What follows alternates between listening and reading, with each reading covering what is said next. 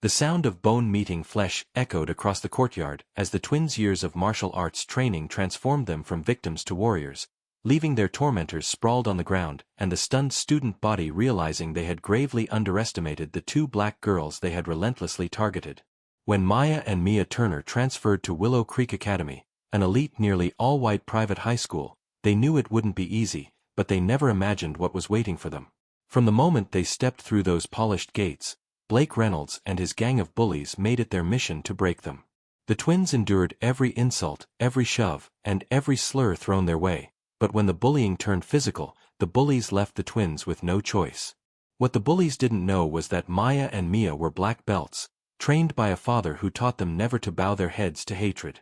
The bullies believed they were picking on easy targets, but they couldn't have been more wrong.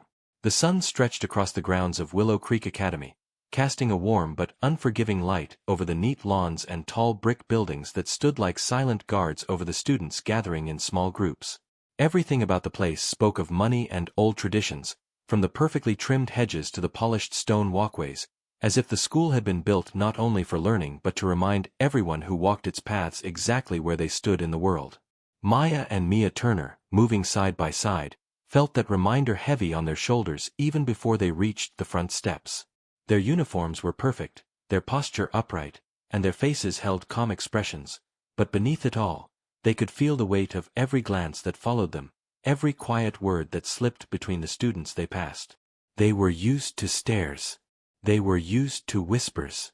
But this was something sharper, something colder.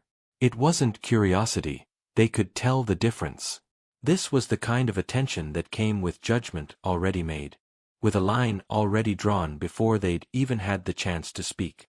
It wasn't only because they were new, and it wasn't only because they were twins. It was because they were black and here, that made them stand out more than anything else. Their father, Marcus Turner, had warned them it might be like this. He hadn't sugar-coated the world for them. He had taught them to expect moments like this, taught them to carry themselves with strength and pride no matter what they faced. He made sure they could defend themselves if they ever had to, not only with words but with skill and control that few their age possessed. Still, even with all his lessons, even with the years of preparation, stepping into this place felt like walking straight into a storm they could see coming from miles away but could not avoid. "Look at that," a boy's voice said, loud enough for them to hear without a shred of subtlety. He was leaning against a pillar near the front of the school, a smug grin stretched across his face as his friends chuckled beside him. "Twins?" another boy added with a sneer, as if the word itself was an insult. "Didn't know they came in matching sets." Maya's eyes flicked toward them, catching the way they puffed up their chests like they owned the space they stood in. She felt the burn of anger rise in her chest but pushed it down just as fast. Their father's voice rang in her mind, calm and steady. "They want a reaction. Don't give it to them." Mia's grip on her backpack strap tightened, her knuckles pale against the dark material, but like her sister, she kept her expression smooth and unreadable. The bond between them was stronger than words, and she knew Maya felt the same fire she did, smoldering beneath the surface, waiting. They didn't need to speak to understand one another. They had faced enough together to move as one, to think as one. They pushed forward without breaking stride, their eyes set on the doors ahead, ignoring the heat of the stairs burning into their backs like sunlight magnified through glass. The deeper they walked into the courtyard, the clearer the message became: this place wasn't built for them. The polished floors and towering windows, the gleaming trophy cases and proud banners hanging from the walls, all of it felt like a stage set for a play where they were never meant to have a role. But they kept walking. "Ignore them," Mia said under her breath, her voice low but steady, more of a reminder than advice. She didn't look at her sister when she spoke, trusting that Maya would understand without needing to. "I see them," Maya answered, her tone quiet yet sharp beneath the surface. "But I won't give them the satisfaction." They reached the doors of the main building, tall and heavy, opening with a soft mechanical sound that felt too smooth for what waited on the other side. As they stepped inside, the chill of the air conditioning hit their skin, but it couldn't cool the fire building inside them. The students already gathered in the hallway turned to look, conversations pausing as eyes followed the twins through the corridor. Some faces held curiosity, others open hostility, and a few showed a flicker of something worse, amusement, like they were waiting for the moment the new girls would fall out of place and give them all something to laugh about. Maya's gaze swept the hallway, reading it like a map of territory marked by invisible boundaries. She saw how the bullies stood in clusters near the lockers, how the girls whispered behind their polished nails, casting sidelong looks filled with quiet malice. Every detail sank in, every glance felt like a challenge waiting to be answered. They knew this was only the beginning. The looks, the whispers, the sharp-edged words spoken just loud enough to sting but quiet enough to deny if challenged. All of it was just the start of something that would build and build until it could no longer be ignored. But they were ready. They had faced worse than this. They had trained for storms just like this one.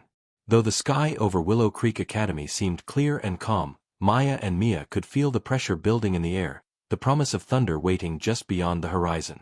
They wouldn't be the ones to strike first, their father had taught them better than that. But if the storm came to them, they would not run. And when it did come, it would be ready to meet something far stronger than it expected. The first days at Willow Creek passed exactly how Maya and Mia had expected, but that didn't make it any easier to carry. From the moment they stepped into their first class, it became clear that every eye was waiting for them, not with welcome or curiosity but with cold, quiet judgment. The classroom itself was neat and bright, sunlight spilling across clean desks and shining off polished floors, but no amount of light could hide the way the students, and even the teachers, treated them like they didn't belong. Teachers called their names without looking up, their voices flat, their attention already moving on as if the twins were little more than a line on the attendance sheet. In the hallways, the crowd seemed to shift just enough to block their way, forcing them to step aside or move slower, all while pretending it was an accident. It wasn't. They knew it, and the students around them knew it too. But Maya and Mia didn't give them the reaction they wanted. They kept their heads high, moved with purpose, and didn't let the tension force them into a corner. Even when the looks grew longer and the whispers sharper, they pushed through every day, steady and silent. It didn't take long for Blake Reynolds to show his face. He wasn't hard to spot. He acted like he owned the place, walking with a careless swagger that came from knowing the rules never really applied to him. His blonde hair was perfectly styled, like he'd stepped out of a magazine, and he wore his uniform like it was a costume, loosening his tie and leaving his shirt untucked to show just how little he cared. "Hey," Blake called out one morning as the twins crossed the courtyard to their lockers, his voice loud, confident, meant to grab attention. His friends gathered around him, laughing already, like they didn't even need to hear the joke to know it would be good. "You two get lost on the way to the servants' entrance?" he asked, his words clear and sharp in the open air. His friends broke out laughing, too loud for the weak insult, but they weren't laughing at the joke itself. They were laughing at the target. Mia kept her eyes forward, her face calm, her steps even. She didn't give them the satisfaction of looking back. Maya's gaze flicked to Blake for just a moment, sharp and steady, but she didn't stop walking either. She saw the smirk on his face, saw his friends nudge each other, feeding off the attention. Though her chest tightened with anger, she kept it beneath the surface. They both did. But Blake wasn't finished. "Guess they don't understand English," he called out louder, making sure everyone nearby could hear. "Maybe we should try speaking their language." "What is it, jungle talk?"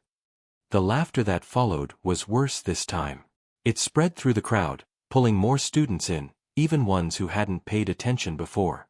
Now they were watching, waiting, some amused, some curious, none of them caring enough to stop it. Maya's jaw tightened, her teeth pressed together, but she took a slow breath, steadying herself. She could feel Mia close by, her presence steady like an anchor keeping her from drifting into the storm Blake was trying to create. They kept moving. In the days that followed, things only got worse. Blake's friends, Tyler and Ethan, stepped up their harassment. They made a game out of bumping into the twins in the hallways, knocking their books to the floor with fake apologies and smug looks that said they knew exactly what they were doing. "Didn't know they were letting the janitors take classes now," Tyler muttered one afternoon as he brushed past, just loud enough for the nearby students to hear. "Maybe they're just here for practice," Ethan added with a smirk. "School's got to keep the floors clean somehow." The twins said nothing. They picked up their books, straightened their backs, and moved on. But with every shove, every insult, the pressure built a little more, like a weight slowly pressing down on them, testing how long they could carry it before it crushed them. What made it harder was the silence from everyone else. No teachers stepped in. No students spoke up. Even the ones who didn't join in just turned away, pretending not to see. The teachers kept their eyes on their papers or their screens, unwilling to get involved, unwilling to admit that this perfect school had anything ugly lurking beneath its surface. At home, their father saw the signs, even though they tried to hide it. Marcus Turner had taught them how to fight, how to defend themselves with skill and control, but he had also taught them to see trouble coming, to recognize the quiet signals that warned of bigger storms ahead. Over dinner, he watched his daughters closely, reading the tightness in their jaws and the heaviness in their eyes. He didn't ask them directly, didn't push them to speak before they were ready, but when they finally told him, he listened without interruption. "You remember what I taught you," Marcus said that night, his voice calm, but there was no softness in it. "Control is power. They want to get under your skin. Don't let them." Maya nodded, her mouth set in a firm line. Mia matched her sister's determination, though her eyes carried a flicker of frustration that was getting harder to hide. "They're pushing," Maya said, steady but serious. "Harder every day." "They will," Marcus replied without hesitation. "They think you'll break. They want you to. And if they don't stop?" Mia asked, her voice just as steady, her meaning clear. Marcus's eyes met theirs, and in that look, there was no hesitation, no doubt. "Then they'll find out you're not the ones who break." His words hung in the air like a quiet promise, one the twins carried with them into the next day and the days that followed, letting it sit just beneath the surface of their calm expressions. They walked through the halls of Willow Creek with their heads high, knowing it wasn't a question of if things would escalate but when. And that moment was coming fast. The days bled into each other, each one colder and more unforgiving than the last, as if the walls of Willow Creek had tightened around Maya and Mia little by little, squeezing just enough to remind them that this place was never meant for them. Every passing hour felt like another test of how much they were willing to endure. They had kept their heads high through the stares and the whispers, through the cheap insults and the forced laughter of students who had long since learned that cruelty was rewarded here, not punished. But beneath their calm surface, they could feel the pressure building, steady and certain, like storm clouds gathering before a downpour. It was Blake, of course, who decided that words and petty shoves were no longer enough. He had always wanted a bigger audience, always wanted to see how far he could push before something snapped. And now that he sensed the cracks forming, he wasted no time in planning something cruel enough to draw every eye in the school, something that would humiliate the twins in a way they could never brush off, no matter how strong they acted on the outside. The plan wasn't complicated because it didn't need to be. Cruelty never did, not when it was backed by confidence and a crowd willing to play along. It started in the morning when Maya and Mia arrived to find their lockers covered in ugly, hateful words scrolled across the metal in thick, dripping red paint. The slurs were bold, shameless, left there for everyone to see. Black markers had been used to draw ugly, cartoonish faces with exaggerated features meant to mock them, the images twisted and dehumanizing. Crumpled papers had been shoved through the locker vents, all of them filled with more insults, each worse than the last, as if the bullies had taken turns to see who could write something more vile. As they stood there, shoulders squared, faces tight with control, the hallway around them erupted in laughter, sharp and cruel, with students stopping to point, to snap photos on their phones, to spread the moment like wildfire. Some laughed openly, loud and unrestrained, while others covered their mouths and pretended to hide their amusement. But it didn't matter, the twins saw it all, felt every jab like a needle under the skin. Blake leaned against a nearby locker, arms crossed, watching the scene unfold with a grin stretched wide across his face, his eyes bright with victory. Tyler and Ethan flanked him, both of them looking pleased with themselves, their smug satisfaction clear in every angle of their posture. "Figured we'd give you some decorations," Blake called out, loud enough for the whole hall to hear, his voice dripping with mock concern. "Thought it might help you feel more at home." The crowd roared with laughter, the sound rolling through the hallway like a wave crashing against the shore, relentless and loud. And for a brief moment, even the teachers who happened to pass by hesitated, their eyes lingering for just a second before they quickly turned away, pretending not to see, pretending it wasn't their responsibility. Mia's hands curled into fists at her sides, her nails digging into her palms as she fought to keep her breathing steady, her chest tight with anger that she struggled to hold back. She could feel her sister beside her, could feel Maya's fury burning just beneath the surface, held in check only by sheer force of will. They had endured the names. They had endured the shoves. But this was different. This was public, deliberate, a performance meant to strip away their dignity in front of the whole school. And as much as they tried to stay grounded, the weight of it pressed down harder than anything they had faced so far. Their father's words echoed in their minds, steady and clear, telling them to hold their control, to let their discipline guide them. But as the laughter kept rolling and Blake stepped forward with a slow, mocking clap, they both felt that line growing thinner, that fragile line between patience and action. "You should say thank you," Blake sneered, standing close now, his voice low but sharp enough to cut through the noise around them. "Takes a lot of effort to make you two feel like you belong." The crowd hung on his words, eyes bouncing between him and the twins, waiting, hungry for a reaction, for even the smallest crack in their armor. Maya's eyes locked onto Blake's, her stare hard and unflinching, and though she said nothing, the message in her gaze was clear as day. Mia, standing just as steady, felt the same fire rising in her chest, her pulse quickening as she drew in a slow breath, steadying herself against the rising tide of fury. They wouldn't give him the reaction he wanted. Not yet. But neither of them could pretend this would pass. They both knew something had shifted in that moment, something sharp and irreversible. This wasn't just another insult to ignore. This wasn't something they could sweep aside like the whispers in the hallway or the sneers from across the classroom. This was a line crossed, a challenge thrown at their feet in front of the entire school.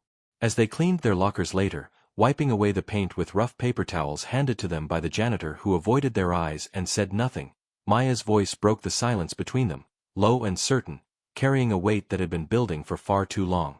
"No more," she said, her tone quiet but steady as stone. Mia didn't need to ask what she meant.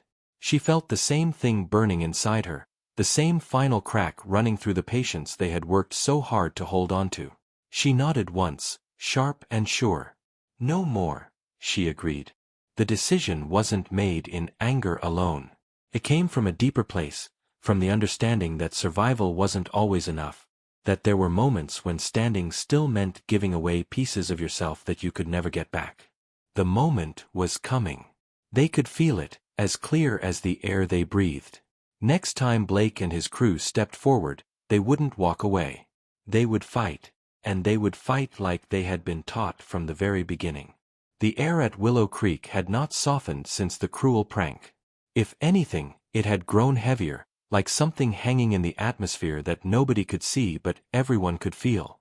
Tension stretched tight over the courtyard as students gathered in their usual spots, speaking just a little quieter, casting just a few more glances toward the paths they all knew the twins would walk.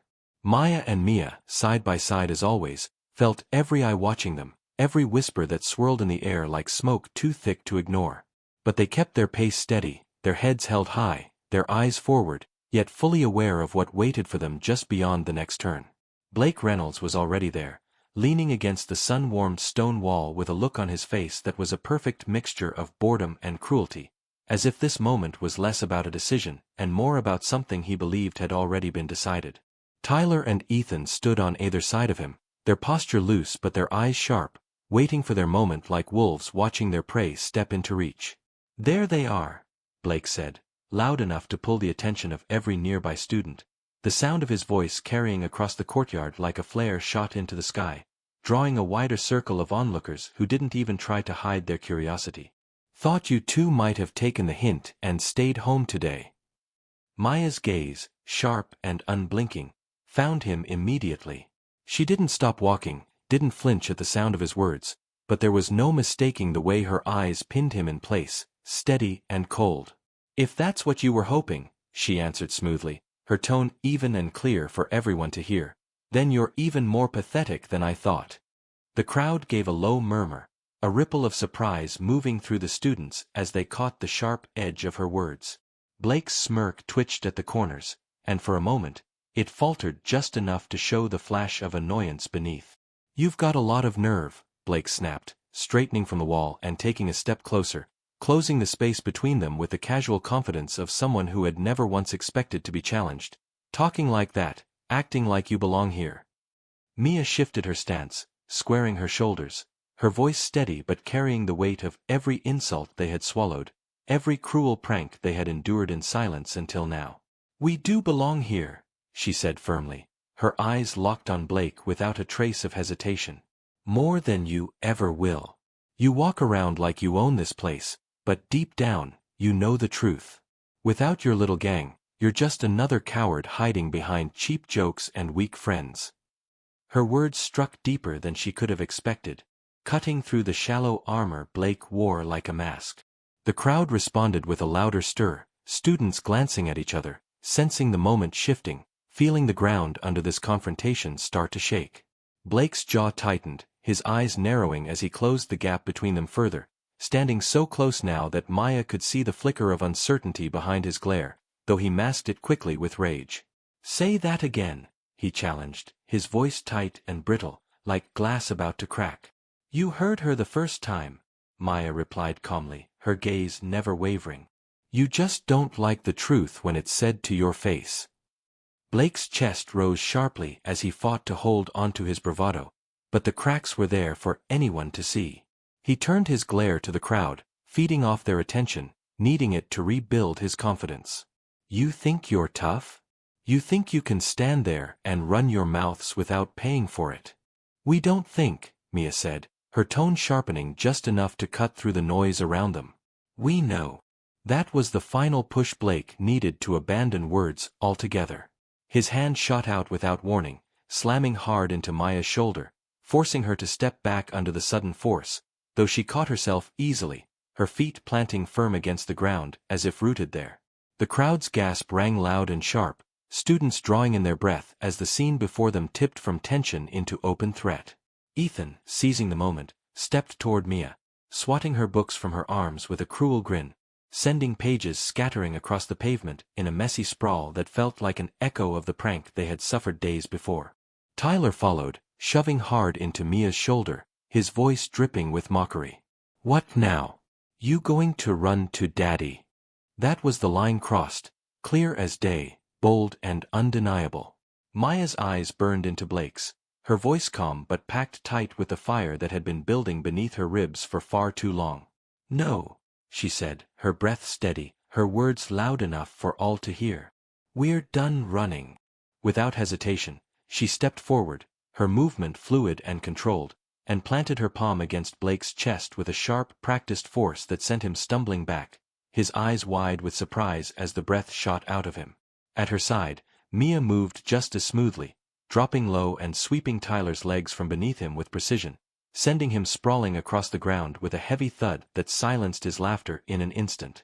The courtyard exploded with noise, students shouting, stepping back to form a wide circle around the fight, their faces split between shock and excitement as the twins took the moment fully into their hands. Blake recovered quickly, but his usual cocky grin was gone, replaced by pure frustration as he rushed at Maya, swinging clumsily. But she saw it coming from a mile away, slipping beneath his swing and driving her fist into his stomach with tight, controlled power. Ethan tried to scramble up, but Mia was already there, catching his shoulder and twisting him down to the pavement once more, her movements sharp and sure, every step of her response shaped by years of training that flowed through her muscles like second nature. Tyler lunged toward her, wild and desperate, but Mia sidestepped cleanly, catching his arm as he charged past and flipping him down hard beside his friend, leaving both of them tangled and gasping for breath. Blake, clutching his side, staggered back toward Maya with a snarl, but she met him with a clean strike under his chin, snapping his head back and forcing him to stumble away, his balance failing him as he tried to recover. The twins didn't hesitate, didn't flinch, didn't second-guess the choice they had made. Their father's lessons, drilled into them over long hours of practice, guided every move they made, every block, every counter, every strike. They were not here to perform for the crowd, they were not here to prove anything to anyone watching. They were here because the line had been crossed, and they were ready. The courtyard had become their arena, and as the fight unfolded with growing intensity, it became clear to everyone watching that Maya and Mia were not the victims in this story.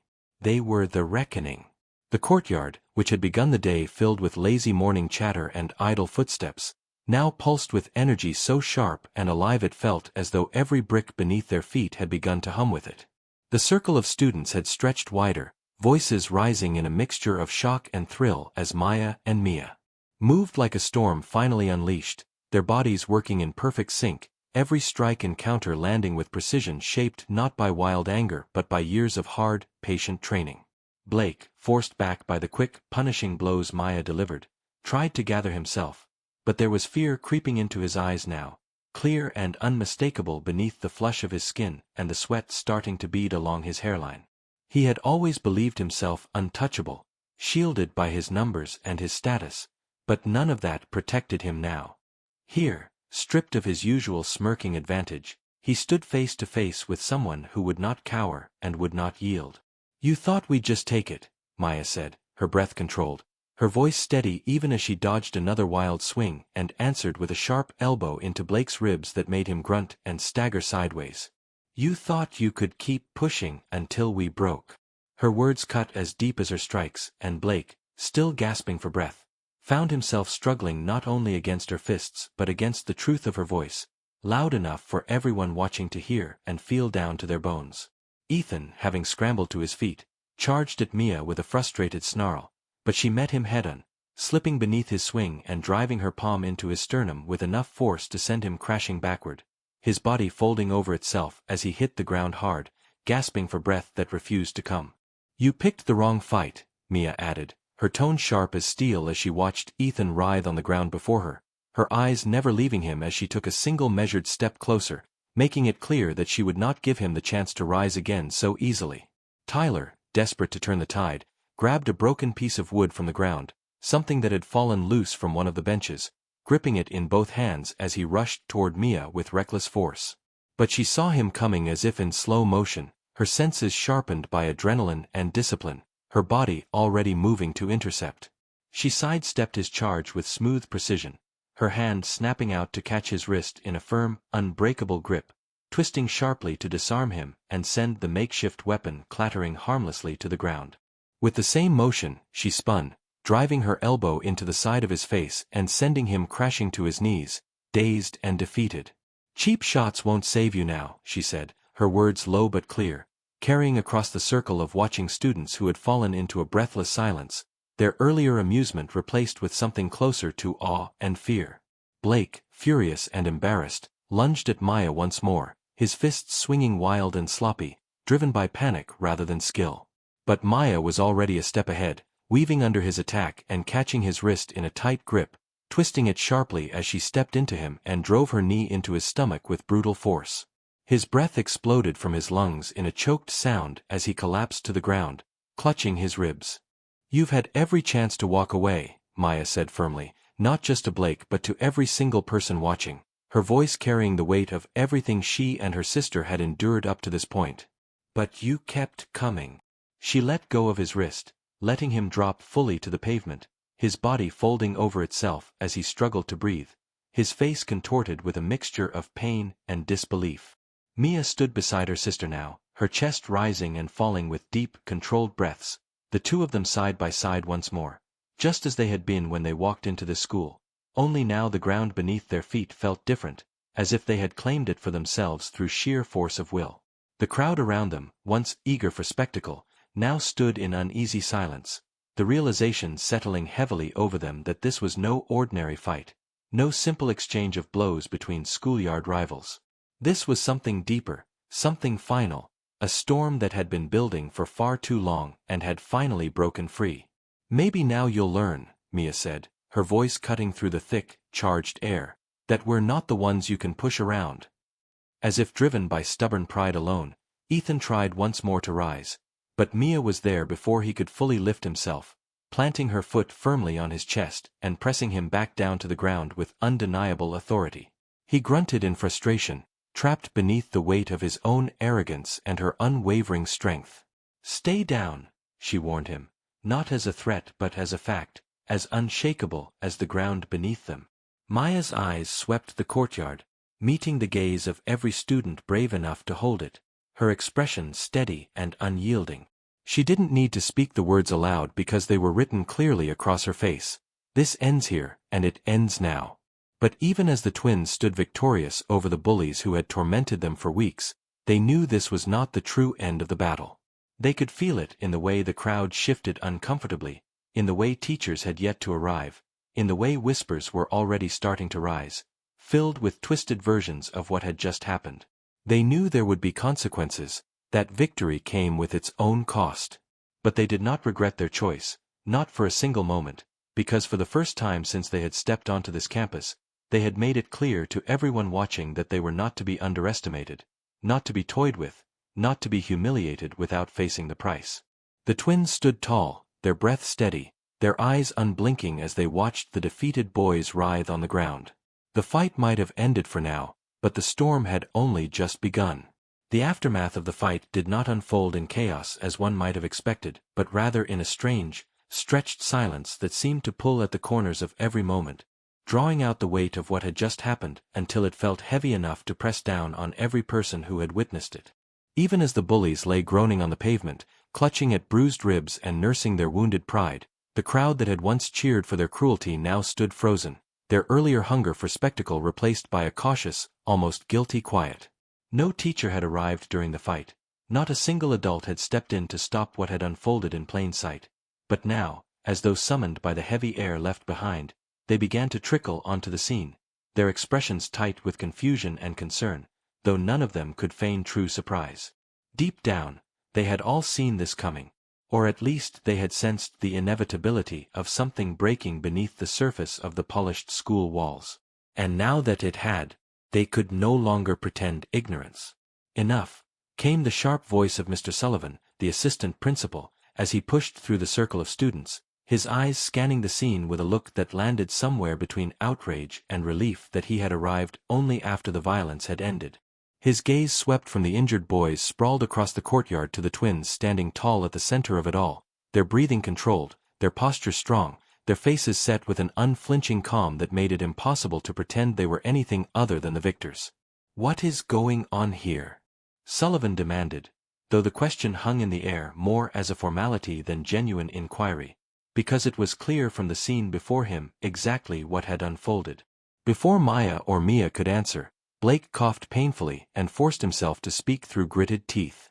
They attacked us," he gasped, his voice thick with desperation and fear, but also with the familiar entitlement of someone who believed he could still control the story if he spoke first. "We didn't do anything. They just went crazy." The crowd shifted uneasily, their silence beginning to crack under the weight of the lie. Some students glanced away, unwilling to meet the eyes of the twins or the adults now gathering, while others stared at Blake with uncertainty, as if unsure whether to follow his lead or to finally acknowledge what they had seen with their own eyes. Maya's jaw tightened, but she held her composure, her father's voice echoing in her mind, steady and unyielding. "Control is power. Speak only when it matters." She met Sullivan's gaze directly, her eyes clear and sharp, and said in a firm, even tone, "They've been targeting us since we arrived. Today they pushed it too far. We defended ourselves. Nothing more." Sullivan's expression flickered, a brief moment of discomfort crossing his features before he masked it behind the tight professionalism that Willow Creek demanded from its staff. "We'll sort this out inside," he said, though there was no real promise in his words, no assurance of fairness. "All of you, come with me." The twins did not protest. They exchanged a quiet look between them, a glance filled with unspoken understanding, and fell into step behind Sullivan as he led the small group away from the courtyard, leaving behind the scattered crowd of students whose excitement had curdled into unease. Inside the administrative offices, the walls felt closer, the air cooler, but none of it dulled the fire burning beneath the twins' calm exterior. They sat side by side in the stiff chairs outside the headmaster's office, their hands resting on their knees, their eyes fixed ahead as Blake, Tyler, and Ethan exaggerated their injuries to anyone willing to listen, casting themselves as victims in a story they had twisted beyond recognition. Soon enough, their father arrived, his steps measured, his face composed, though beneath his quiet exterior lay a storm just as fierce as the one that had driven his daughters to defend themselves. Marcus Turner entered the office with the steady confidence of a man who had seen far worse than this and had come prepared for every possibility.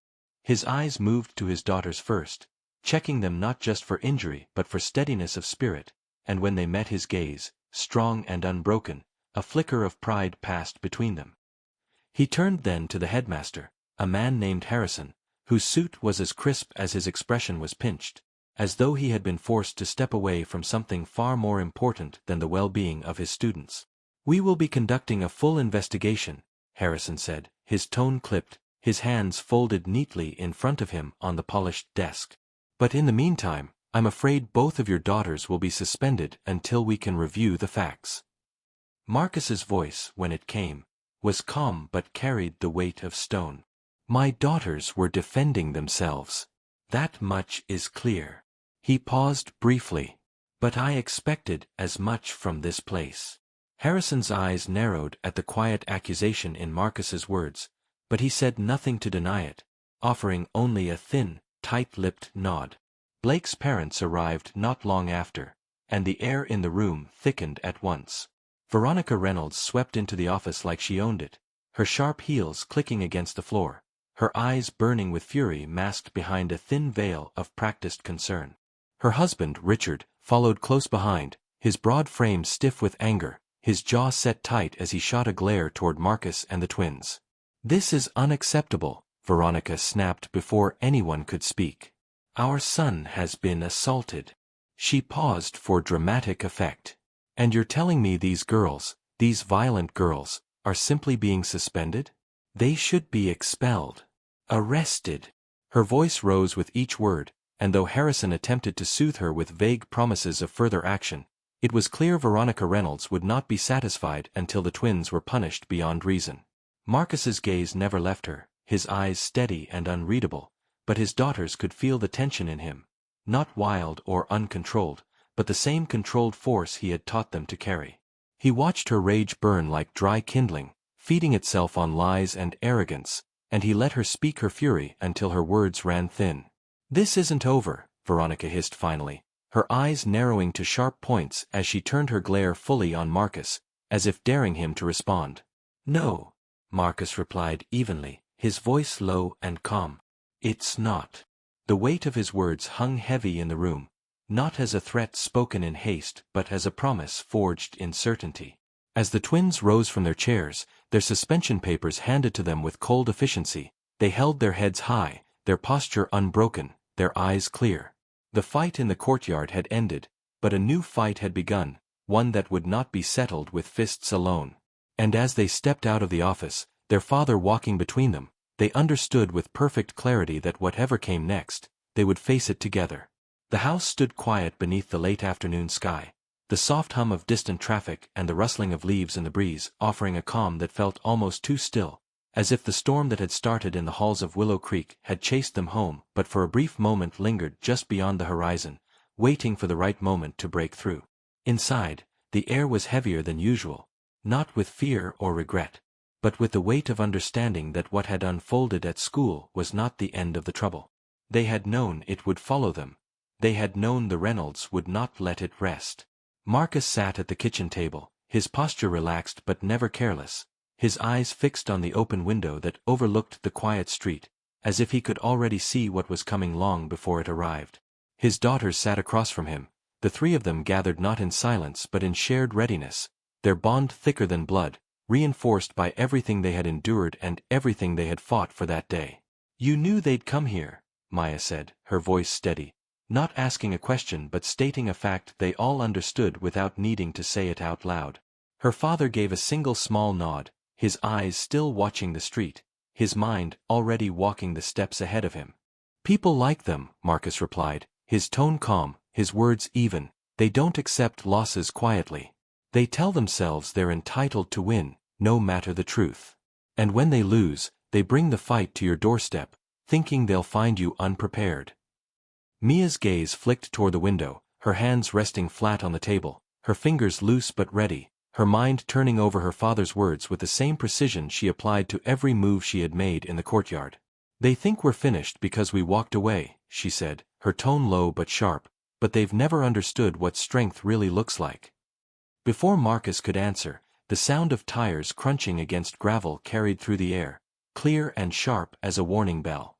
They heard the car doors slam next, heavy and angry, followed by the unmistakable stomp of expensive shoes against pavement, a rhythm of entitlement and rage drawing closer to their front door with every step. "They're here," Maya said quietly, though the words were unnecessary. There was no mistaking it now. Marcus rose from his chair in a single fluid motion, his presence filling the room not with tension but with solid, grounded certainty. "Stay behind me," he told his daughters, not because he feared what was coming, but because he wanted them to see how a battle was fought when it crossed the threshold of their home. He wanted them to see that strength was not always measured in fists alone, but in the way you stood your ground when the world tried to shove you back. Before the doorbell could ring, before the knock could fall, Marcus opened the door himself, stepping out onto the porch with the quiet authority of a man who had faced down storms far greater than the ones standing before him now. Veronica Reynolds's face was twisted in a mask of fury barely held together by the thin thread of social civility, her eyes burning beneath perfectly styled hair and expensive sunglasses perched on her head like a crown of false superiority.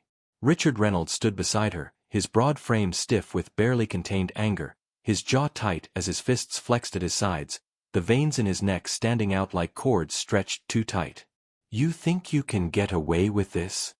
Veronica spat, not bothering with any form of greeting, her words sharp and fast as she stepped closer to Marcus, her heels clicking hard against the concrete. "You think you can lay your hands on our son and there won't be consequences?" Marcus's expression remained unchanged, his gaze steady and unwavering as he met her fury with the calm of a mountain against the wind. "Your son attacked my daughters," he replied, his voice low but carrying enough strength to fill the space between them completely. "They defended themselves. That's the truth, whether you choose to accept it or not." "Don't you dare play the victim here," Richard snapped, his voice rough, almost trembling with rage as he took a half-step forward, his posture aggressive, his fists still clenching and unclenching as if itching for an excuse to strike. "Your girls are animals, just like you, and you've got the nerve to act like you're innocent." The words hung in the air like a foul stench, drawing a cold stillness over the moment. But Marcus did not rise to the bait. He let the insult sit between them, let it expose more about the man in front of him than any argument could have. And then he answered, not with fury but with absolute clarity. "You've already made up your mind about who we are," Marcus said, his tone smooth as stone. "But that doesn't change the facts. You raised a bully, and today he found out what happens when bullies cross the wrong line." Veronica's face twisted deeper in anger, her mouth opening to spit another insult, but before she could speak, her husband stepped past her, too far gone in his own rage to hold himself back any longer. "You think you can talk down to us in our own town?" Richard growled, his voice rising as he swung a wild, heavy fist at Marcus, his face flushed with fury, his eyes wide with blind certainty that force would win where words had failed. But Marcus was already moving, already turning his body with practiced ease, his hand rising to catch Richard's wrist mid-swing, the force of the blow arrested completely by the strength in Marcus's steady grip. Richard's eyes went wide with surprise as Marcus twisted his arm just enough to throw him off balance, guiding him to stumble sideways before releasing him without wasting a drop of energy. "You've made your choice," Marcus said evenly, his eyes hard as iron. "Now you'll live with the consequences."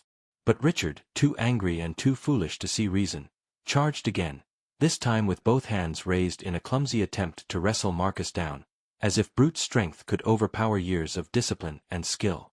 Veronica, shrieking something unintelligible, tried to follow, her hands clawing at Marcus's arm, her fury a storm of wild, uncontrolled rage. Marcus moved with clean precision, stepping back just enough to draw both of them forward, using their momentum against them. He caught Richard's arm again, pulled him off balance, and sent him sprawling onto the porch floor with a thud that rattled the wooden boards. Veronica swung at him wildly, but Marcus caught her wrist just as smoothly, twisting her arm behind her back with careful, practiced control that left her trapped, her breath hissing through clenched teeth. "You came to my home," Marcus said quietly, his voice carrying not just power but finality. You thought you'd bring fear into this house. But fear doesn't live here. And with those words, the truth of it settled over the moment completely, undeniable and absolute.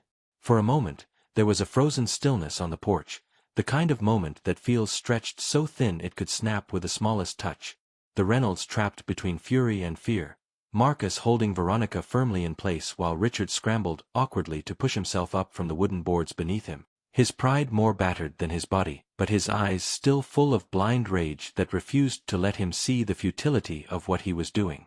His face was flushed deep red, veins bulging at his temple, jaw tight as he tried to swallow his humiliation and turn it back into aggression, though anyone watching could see his bravado was wearing thin under the weight of reality. You let me go, Veronica hissed, twisting against Marcus's steady grip, her voice sharp with panic that she tried to disguise as anger, but it cracked beneath the surface, the strain bleeding through no matter how hard she fought to keep her composure. Do you know who we are? Marcus's eyes, steady and cold, did not flicker once as he held her wrist firm, not tight enough to hurt her but tight enough to leave no doubt who controlled this moment. I know exactly who you are, he answered, his voice even and low, his gaze sharp as a blade honed over years of quiet battle. And it doesn't impress me.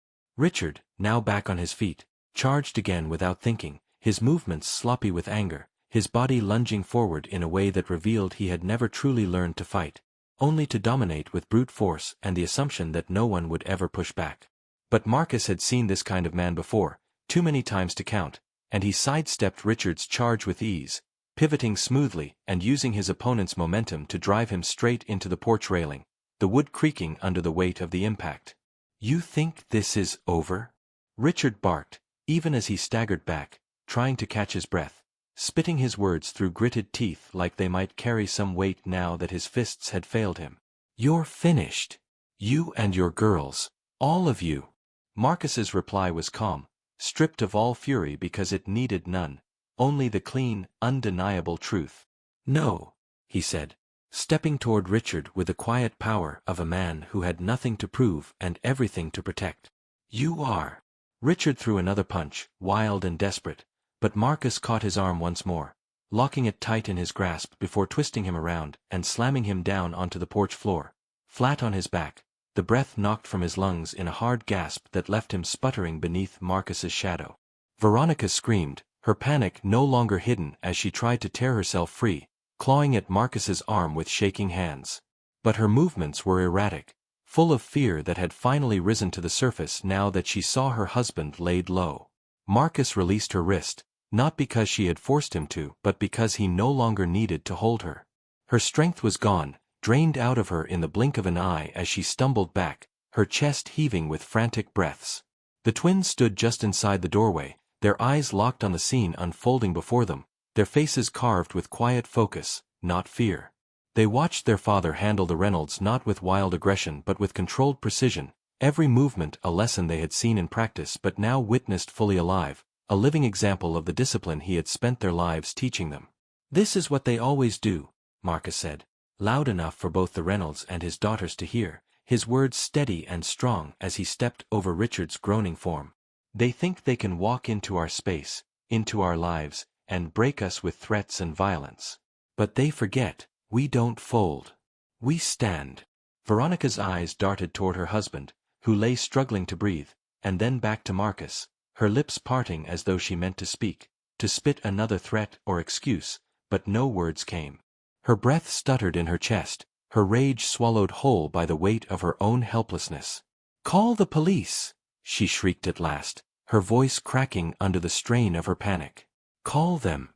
He attacked us. But even as she screamed the words, there was a hollowness to them, a shaky weakness that made it clear she no longer believed her own cries. You came here, Marcus reminded her, never raising his voice but letting each word settle like a stone dropping into still water, rippling out until there was no escaping it. You brought violence to my door. And now you'll live with what you brought. Richard, still gasping on the porch floor, managed to lift himself onto one elbow, his eyes wild with disbelief as he stared up at Marcus, seeing not just the man in front of him but everything he had underestimated, Everything he had failed to understand until this moment had stripped him of all his false power. Sirens, distant but growing louder, began to echo through the neighborhood, the approaching sound slicing through the heavy air like a blade. Neighbors had emerged from their houses, drawn by the noise and the chaos, their faces etched with a mix of curiosity and quiet satisfaction, as if they too had grown tired of the Reynolds' arrogance and now watched with silent approval as justice unfolded on the front porch of the Turner home. Marcus didn't move, didn't flinch at the sound of the sirens. He stood tall, unshaken, his daughters beside him, their eyes clear and proud as they watched the scene play out. Whatever the police would bring next, they were ready, because they had already won the battle that mattered most. This fight was never about the punches thrown or the bruises left behind. It was about standing firm when others expected them to fall, about showing the Reynolds, the school, and the entire town that their strength could not be taken, could not be broken, no matter how hard they were pushed. As the flashing lights rounded the corner and the first patrol car pulled into the driveway, Marcus's voice broke the heavy silence one final time, carrying across the porch, across the yard, and into the memory of everyone who stood witness. "You came looking for a fight," he said, his tone unshakable, his presence as solid as the ground beneath him. "Now you found it." The flashing blue and red lights washed over the front of the house, pulsing against the walls and windows in slow, steady waves, as though the storm that had thundered across their doorstep was not finished but merely changing shape, trading fists and fury for the cold authority of uniforms and badges. Marcus remained still at the center of it all, his daughters flanking him at either side, the three of them framed by the doorway like an unbroken line of defense against the chaos that had tried so hard to breach their home. The first officers stepped from their vehicles with practiced caution, their hands near their belts, their eyes sweeping over the scene as they read the details in silent calculation. The two bodies on the porch floor, disheveled and breathless, the man standing tall before them, composed and unwavering, the neighbors gathered at the edges of their lawns, watching with tight expressions, some crossing their arms, some whispering to each other beneath the siren's fading echo. Veronica Reynolds's voice cut through the tension first, sharp and frantic, rising in volume as she rushed toward the officers, her arms waving as though she could pull them fully onto her side by sheer force of desperation. "Officer! Officer! Arrest him!"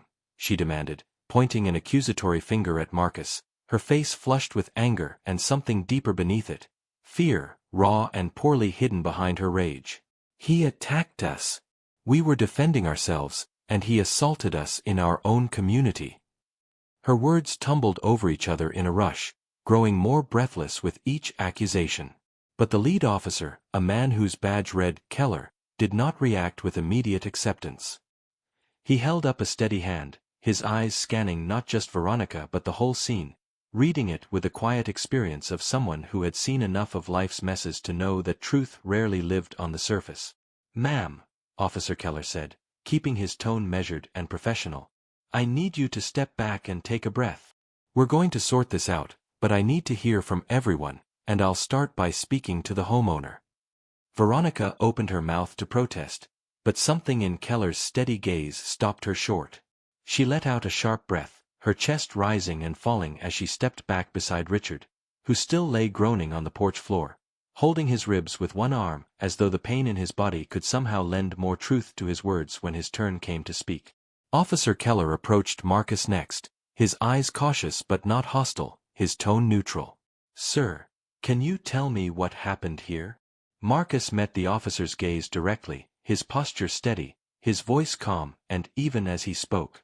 "They came to my home uninvited," he explained, not rushing his words, letting each one settle with weight and clarity.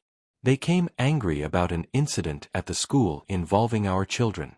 They confronted me on my porch, they shouted threats, and then Marcus motioned with a slight nod toward Richard.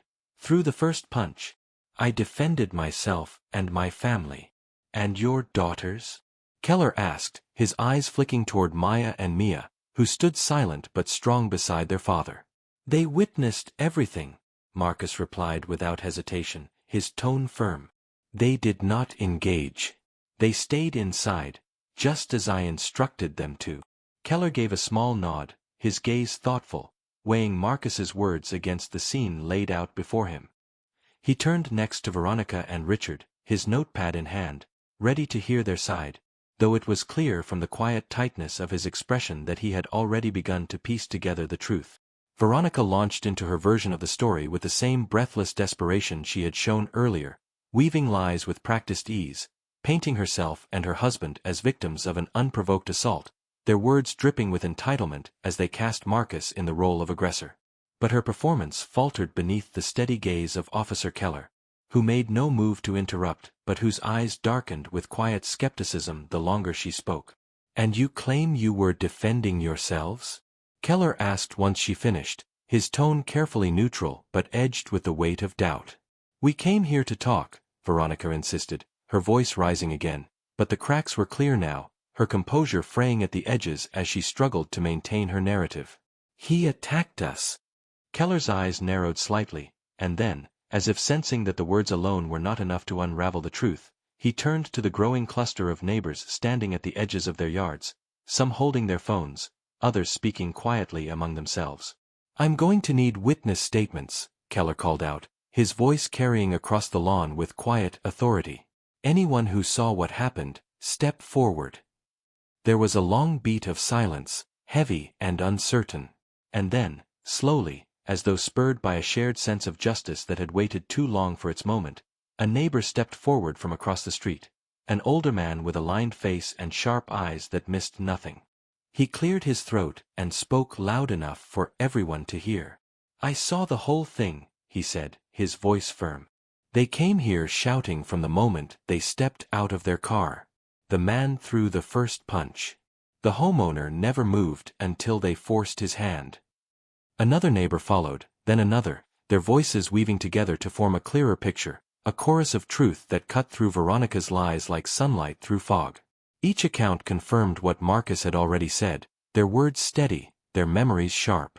Keller listened to every word, his pen moving steadily across his notepad. And when the last neighbor had finished speaking, he closed the pad with a quiet snap that seemed to echo louder than the sirens had minutes before. "We're going to continue this at the station," he said, his tone leaving no room for argument. "But based on what I've heard so far, it looks like we have more questions for you too." His eyes settled on Veronica and Richard, their faces pale and drawn beneath the harsh flash of police lights. Officers moved in to assist Richard to his feet, cuffing him gently but firmly as Veronica's protests rose again. Thinner now, weaker, her voice trailing off into helplessness as the weight of reality pressed down, hard and final. Marcus stood unmoving as they were led away, his daughters at his side, his breath slow and steady, his gaze fixed not on the Reynolds but on the horizon beyond them, where justice, at long last, was beginning to find its place. And though the night was far from over, though questions would still need answers and shadows would still need to be cleared away, there was no mistaking the shift that had begun. The tide was turning, and this time, it was turning in their favor. The station had the cold stillness of a place that saw too many lives pressed into its walls, too many voices raised in panic or protest, too many truths twisted beneath the weight of assumptions. Yet as Marcus and his daughters sat in the plain metal chairs of the waiting area, there was no fear in them, no tremor in their hands or in their breathing, only the quiet, measured patience of a family that had faced storms far greater than this and knew that the only way through was to stand firm and let the truth rise, slow and unstoppable, like the tide against the rocks. Officer Keller moved between desks and filing cabinets with the focus of a man who understood the shape of a lie the moment it passed his ears, who had seen too many scenes like the one now unfolding to mistake noise for truth. He worked methodically, gathering statements, reviewing the accounts of the neighbors who had already begun to fill out written testimonies, and checking the footage from nearby doorbell cameras that had been offered up without hesitation by residents eager to see justice done properly for once. Marcus watched him quietly, his eyes following every step, not with suspicion but with a cautious respect for the man's diligence. He saw in Keller not the quick judgment of a man eager to close a case but the slow, steady patience of someone who knew that real answers came not from who shouted the loudest but from who stood the longest on solid ground. Maya and Mia sat close to their father, their posture upright, their faces calm, though inside, both felt the slow churn of everything they had endured, everything they had carried, rising to the surface as the walls of the station seemed to close in and the long wait stretched further. Yet even through the quiet tension, they did not falter. They had faced worse storms and come through unbroken, and they knew they would come through this one the same way. Keller approached at last, his notepad tucked under one arm, his expression thoughtful, lined with the weight of what he had gathered. He paused before them, clearing his throat gently before speaking.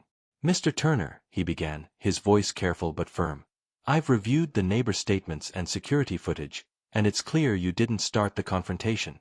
It's also clear your actions were defensive." Marcus offered a small nod, acknowledging the officer's words without triumph, without relief, but with the quiet steadiness of a man who expected nothing less from the truth.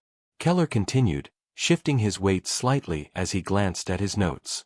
"What's more, the footage we've collected also shows that the Reynolds came to your property aggressively. They crossed onto your porch first, they raised their voices, and they initiated physical contact. Multiple angles confirm this." A soft breath passed between Maya and Mia, not quite a sigh but the slow release of held tension, a moment of quiet reassurance settling in their chests like a small flame that refused to go out, no matter how much wind had battered it. "However," Keller went on, his tone still even, "given the severity of the injuries and the Reynolds' claims, we'll need to document everything fully. There will be formal statements, a full report, and there may still be legal proceedings. But I want you to know," he added, his gaze settling on Marcus with something that felt almost like respect, "from what I've seen, the evidence is clearly in your favor." Marcus's reply came without hesitation, his voice low and sure. "We'll give you every answer you need." As they followed Keller into the interview room, Maya and Mia felt the weight of the moment settle deeper into their bones, not as a burden but as a reminder of everything they had endured to reach this point. They sat beside their father, answering questions with clarity, recounting the events of the day with steady voices that carried the full truth of their experience, not leaving room for doubt or distortion. Piece by piece, the story unfolded under the watchful eyes of the officers, not as a twisted tale spun from fear and bias but as a clean, unbroken chain of facts that led from the first shove in the courtyard to the final confrontation on their doorstep. They told of the days of harassment, of the cruel prank that had pushed them to the edge, of the fight forced upon them by boys who believed they could do anything without consequence. They spoke not as victims but as survivors, and as their story filled the room, the shape of the truth became impossible to deny. Later, as they stepped out of the interview room to a quieter corner of the station, Marcus turned to his daughters, his voice soft but carrying the weight of hard-earned wisdom. "You see how it works," he said, not as a lesson but as a reminder of what they already knew in their bones. "They'll twist the story, try to make it theirs, but the truth is patient. It waits, and when it's time, it stands tall." Maya met his gaze, her eyes bright with resolve. "We're not done yet," she said, her voice firm. Mia nodded beside her, her expression just as steady. "But we're getting there." Keller approached again, a faint tightness in his jaw as he flipped open his notepad once more. "There's something else," he said, his tone cautious but not hesitant. "One of your neighbors mentioned something about earlier trouble at the school. We're going to pull surveillance footage from the school property as well. If there's a pattern, it'll help clear this up faster." At those words, a quiet ripple of understanding passed between Marcus and his daughters. They had carried the weight of the bullying alone until now, had endured in silence while the school turned a blind eye. But if the truth of those days could finally come to light, then this battle would not only clear their names, it would expose the rot that had festered beneath Willow Creek for far too long. "Do it," Marcus said without pause. "Let the whole story come out." Keller gave a small nod and stepped away to make the call, his movements efficient, his purpose clear. As the quiet of the station settled around them once more, the twins and their father sat together, steady and unshaken, knowing the storm had not fully passed but also knowing the tide had turned irreversibly in their favor. And no matter what came next, they would be ready. The quiet hum of the fluorescent lights filled the station with a low, steady buzz, a sound that might have been insignificant in any other moment but here, under the weight of what was unfolding, it seemed to underline every passing second, stretching time as the final pieces of truth began to slide into place. Marcus sat with his daughters close beside him, the three of them a steady line of resolve in a room that had grown tight with tension, the atmosphere thick with the scent of papers, ink, and the slow burn of justice that was beginning at last to catch fire. Across the room, through the narrow glass panels of the adjoining office, they could see Veronica and Richard Reynolds seated at a separate table, their posture fraying under the pressure that was building around them. Veronica's sharp features, once held together with the confidence of entitlement, had begun to crack, her eyes darting from one officer to another, her mouth pressed into a thin line as though she was trying to hold back the fear that trembled just beneath her surface. Richard sat heavier in his chair, his shoulders slumped in a way that spoke of more than just physical pain, his gaze avoiding the window, avoiding Marcus's eyes, avoiding the inevitable. Officer Keller returned to the room, a folder thick with printed photographs and reports tucked beneath his arm, his expression sharpened by the clarity that only undeniable evidence could provide. He moved with a sense of purpose that filled the space between them, pulling a chair closer to the table before he set the folder down and flipped it open, the first page catching the harsh light overhead, a still image pulled from a neighbor's security camera showing Richard Reynolds mid-swing, his face twisted in anger, his fist flying toward Marcus's head. Without a word, Keller spread the images across the table, each one more damning than the last, capturing the escalation frame by frame, the truth laid bare in a sequence of moments too clear to deny. There was no confusion in the photographs, no room left for twisting stories or fabricating excuses, only the plain, undeniable fact that the Reynolds had brought their fury to Marcus's doorstep and ignited the confrontation with their own hands. Marcus's gaze remained steady on the images, his face composed, his breath slow and even, not because the evidence surprised him but because it confirmed what he had known from the start, that the truth, though it may have been delayed, had never strayed from their side. "We've also pulled initial footage from the school surveillance system," Keller continued, his voice firm as he laid out a second set of images, these darker and grainier but no less clear in their story. "The camera caught the prank at the lockers, the boys cornering your daughters in the hallway, the shove that led to the fight in the courtyard. Between these, the witness statements from your neighbors, and the admissions made by a few students after we followed up, we have a strong case building in your favor." At his words, a quiet breath passed between Maya and Mia, not relief in the way of weakness but in the form of a slow, patient exhale, as though they were allowing themselves, just for a moment, to feel the weight of the battle begin to lift from their shoulders. "And the Reynolds?" Marcus asked, his voice low but steady, carrying the question not with desperation but with the weight of responsibility, as a man who had never needed to shout to be heard. Keller's mouth tightened for a heartbeat before he answered, his words chosen carefully but leaving no room for doubt. "They're in deep," he replied, his tone edged with quiet finality. "They came here full of bluster, thinking their story would carry weight on its own. But with this evidence, their accusations are falling apart fast. The more they talk, the deeper they dig their own hole." As Keller spoke, movement caught Marcus's eye beyond the glass. Another officer entered the room where Veronica and Richard sat, a thick stack of papers in hand, setting them down on the table with a thud that seemed to ripple through the very air between them. Veronica's mouth moved, her words lost behind the glass, but her rising panic was plain to see, her gestures sharp and frantic as she tried to argue against the growing mountain of facts. Richard, for all his earlier rage, sat silent now, his eyes fixed on the table in front of him, his hands clasped tightly together as though he could hold back the consequences by sheer force of will. "Let them see it all," Marcus said quietly, more to himself than anyone else, though Keller heard him clearly and gave a small nod of agreement. "Let them see what happens when they push too far." "We intend to," Keller replied, closing the folder with a deliberate motion, as if sealing the fate of the Reynolds between its pages. Moments later, they were joined by another officer, this one younger, his uniform freshly pressed but his expression already hardened by the realities of the job. He carried a printed transcript in his hands, placing it before Keller with a subtle nod. "Statements from 2 of the students," the officer explained, his voice steady. "They confirm prior harassment at the school, consistent with what Mr. Turner and his daughters reported." Keller scanned the pages quickly, his eyes sharpening with every line he read. "That should be enough," he said at last, setting the papers down with a quiet weight that seemed to settle not just on the table but in the air around them. "We'll be moving forward with charges, assault, trespassing, possibly harassment once the full scope at the school is established." Marcus gave no outward reaction, his calm undisturbed, but Maya and Mia felt the subtle shift in their father's posture, the quiet satisfaction of a man who had stood his ground not for the sake of victory alone but for justice itself.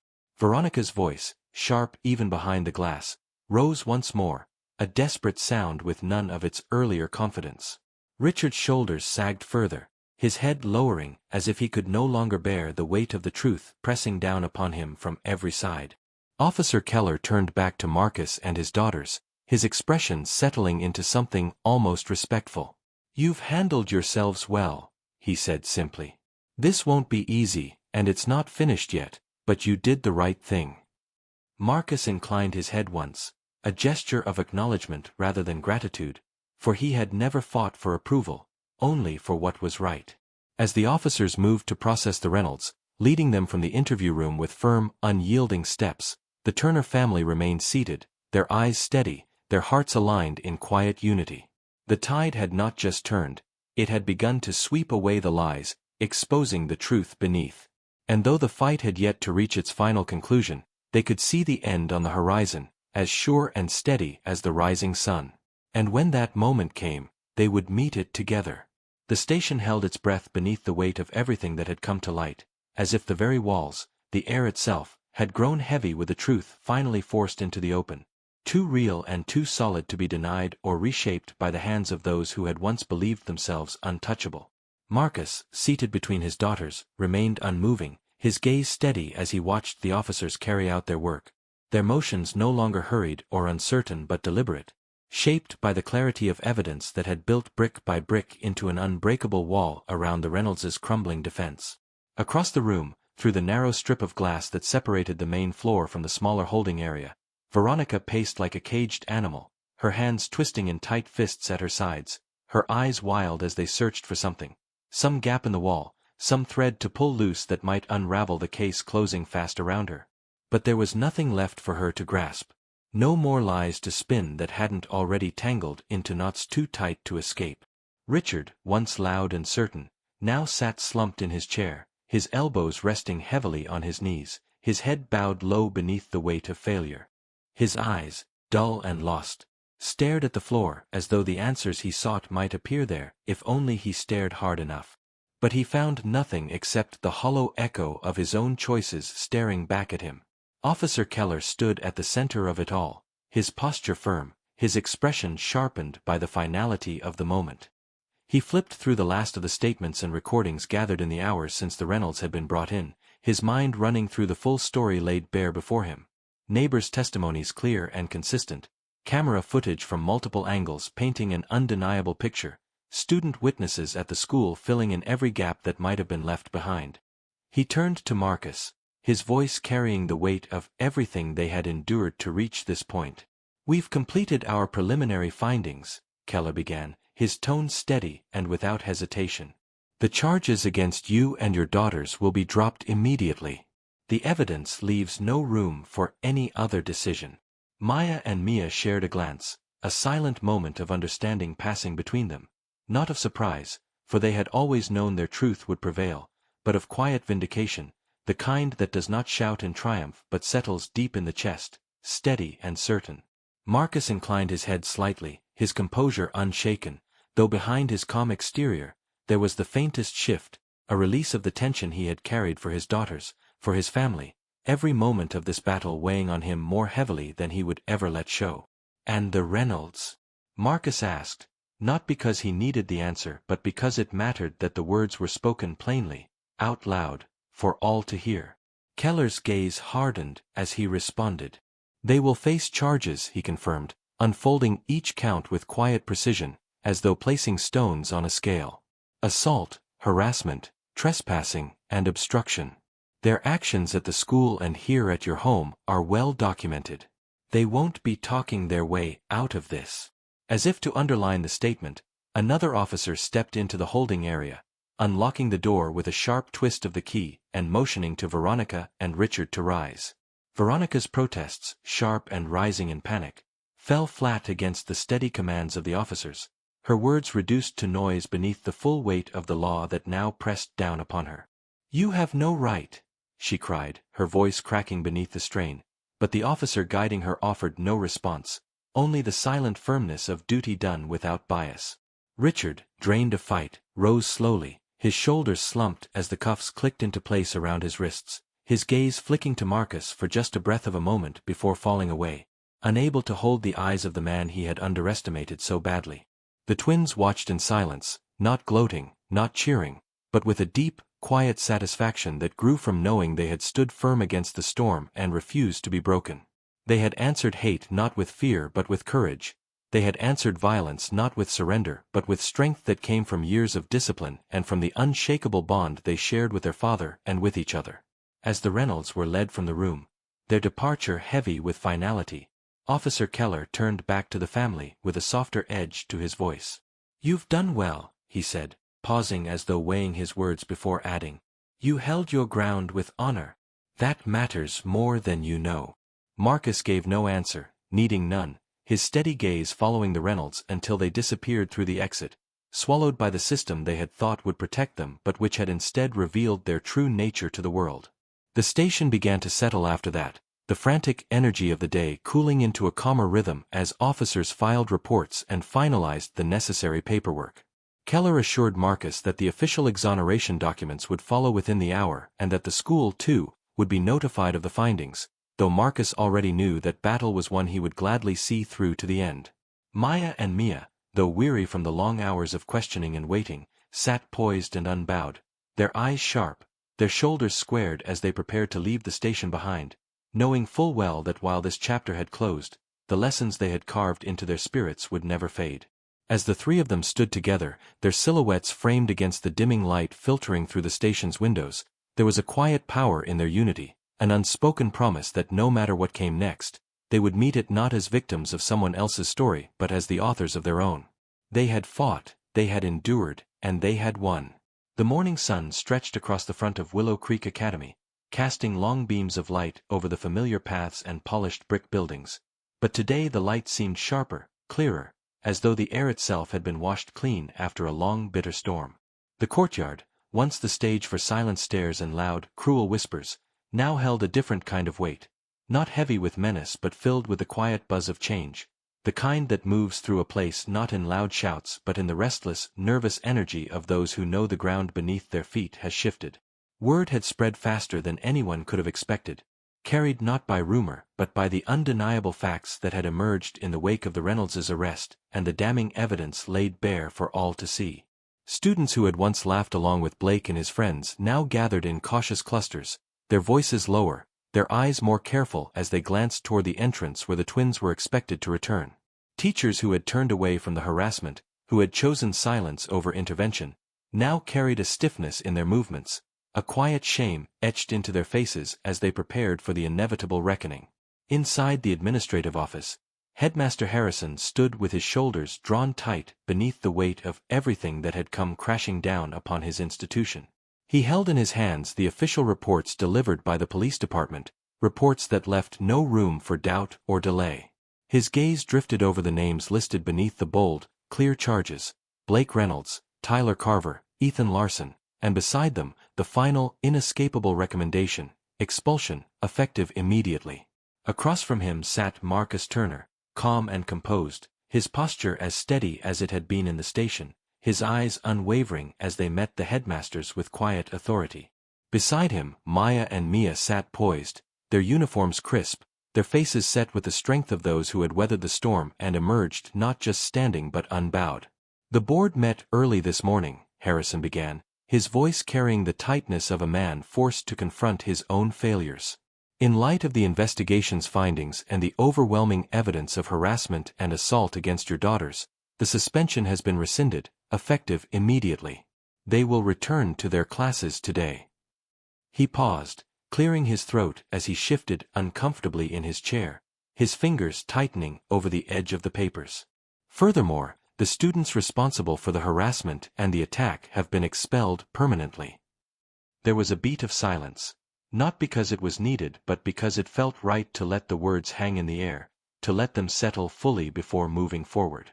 Marcus's voice, when he spoke, carried no triumph, no gloating satisfaction, only the deep, unwavering calm of a father who had fought for justice and now saw it delivered. "It's the decision that should have been made from the start," he said plainly. Not as an accusation but as an undeniable truth. Harrison's lips tightened, a flicker of something unreadable passing through his eyes. Whether it was regret or embarrassment or both, it was impossible to say, but he nodded, the gesture small but telling. "We failed your family," he admitted, his voice lower now, roughened by the weight of the truth. "We failed our duty to protect all our students. That will change." Maya's gaze held the headmaster's with the same clear steadiness that had carried her through every cruel word, every shove, every attempt to make her and her sister feel less than they were. "See that it does," she said, her words measured but firm, leaving no room for false promises. Beside her, Mia's voice followed with equal strength. "Not just for us," she added, her eyes sharp and unwavering, "for every student who doesn't fit your mold." For a moment, Harrison seemed to falter beneath the weight of their words, but then he gave a shallow nod, the papers trembling slightly in his grasp as he finally set them aside. As they rose from their chairs, Marcus placed a hand lightly on each of his daughter's shoulders, a quiet gesture of pride that needed no words to carry its meaning. Together, they stepped out of the office and into the main hallway, their footsteps echoing through the marble corridor that had once felt like a gauntlet but now felt more like a path cleared by their courage and determination. Students turned to watch them, some with open curiosity, others with quiet respect, and a few with lingering shame etched into their expressions as they recalled the roles they had played, whether through action or silence. But none dared speak, none dared mock or sneer. The weight of what had unfolded had left them no cover, no comfortable shadow to hide within. The twins walked side by side, their heads high, their shoulders straight, not as returning victims but as champions of their own story, as proof that resilience in the face of cruelty can shatter even the strongest walls of prejudice. Outside the building, the morning breeze brushed against their faces, cool and clean, as if the very air recognized the shift that had come at last. Their father stepped alongside them, his presence as steady as ever, and together they crossed the courtyard, not with haste but with the deliberate, confident pace of those who had earned every step forward. And as they moved, Marcus's voice, low and sure, broke the quiet between them. "The storm is over," he said, not as a wish but as a fact, as certain and unshakable as the sun rising over the horizon. "No," Maya answered, her eyes on the path ahead, her tone carrying the quiet strength that had carried her through the fire. "We ended it." Mia's lips curved into the smallest, fiercest smile, her eyes bright beneath the morning light. "And we'll end it again," she added, "whenever it comes." Together, they crossed the threshold of the school, leaving behind the shadows of doubt and stepping fully into the light of justice finally done. And though the road ahead would always carry challenges, they knew with absolute certainty that whatever storms came next, they would meet them as they had met this one, together, unbroken and unafraid. The days that followed settled into a rhythm so natural, it almost felt as though the storm had never touched them, as if the winds of cruelty that had once blown so hard against their backs had at last quieted into nothing more than a distant memory. Yet Maya and Mia never forgot. They did not carry the weight of what had happened as a burden but as something far sharper and far stronger, a reminder of their own strength woven into every step they took across the familiar paths of Willow Creek Academy. The school itself seemed changed in subtle ways, as though it had learned to breathe differently, the air no longer thick with the unspoken permission of cruelty. Teachers, once tight-lipped and quick to avert their eyes, now greeted the twins with a respect that felt earned rather than forced. They called their names in class not with indifference but with genuine regard, their voices steady, their eyes meeting theirs without the old hesitation. Their classmates, too, had shed the shadows they had once worn so easily. No longer did the corridors echo with mocking laughter or sharp whispers. Instead, there were nods of acknowledgement, small but real, and quiet moments where silence felt like respect rather than avoidance. In the courtyard where once they had walked beneath the weight of 1,000 judging eyes, Maya and Mia now moved freely, their heads high, their steps unhurried. They sat beneath the old oak tree during lunch, sunlight warming their faces as they talked about everything and nothing at all, their voices light with the ease of those who no longer had to watch every word, every glance, every breath. It was not perfection because they had never sought that. What they had now was something far better, Peace built not on fear but on strength earned through fire.